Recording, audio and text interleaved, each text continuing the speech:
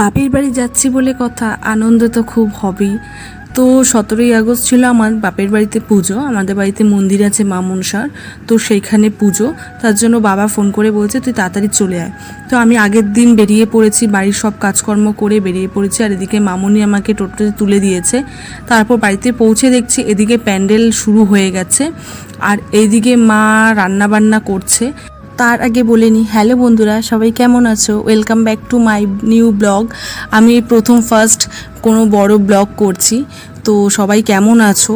আমিও ভালো আছি, আমার পরিবারের সবাই ভালো আছে। তারপর আমি গিয়ে এইদিকে দেখো রান্না শুরু করে দিয়েছি।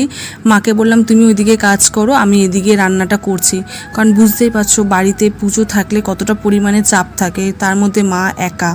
আর এইদিকে দেখো আমার মামা বাড়ি থেকে এসছে কতগুলো বাদাম নিয়ে। তাই আমার বাবা বলছে দেখ তোর মামা কত বাদাম নিয়ে এসছে।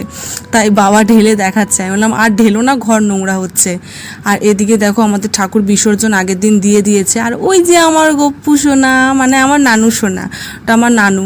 আমি শ্বশুরবাড়িতে নিয়ে আসতে পারিনি, মা বলেছে আমার কাছে থাক, তুই মাঝে মধ্যে এসে ওকে দেখে যাস। আমার মাও ওকে দিতে চায় না। আর মা এদিকে পুজো দিয়ে নিচ্ছে।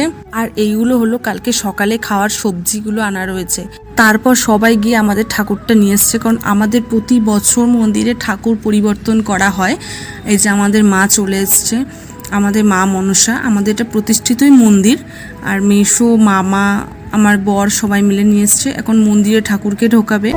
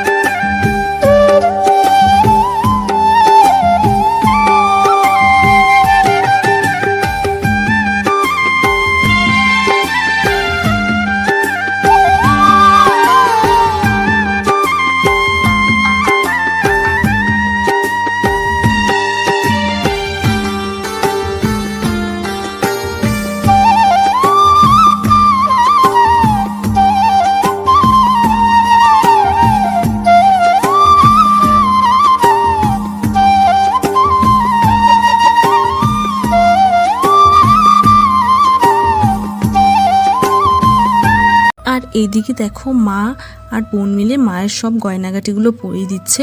কারণ আমরা কিছুটা গয়না নিজেরা পরাই, যেমন টিকলিটা রয়েছে, আর এই নাকেরটা মা সোনার বানিয়েছিল মায়ের জন্য। কারণ আর কানেরগুলো আর দুটো টিপ পরানো হয়, এইটুকুই। আবার পরে যখন সামর্থ্য হবে আমরা চেষ্টা করব মাকে আরও কিছু বানিয়ে দেওয়ার জন্য। আর আজ ভিডিওটা এখানেই শেষ করছি। তো তোমরা আমার চ্যানেলটাকে সাবস্ক্রাইব করে দিও। টাটা।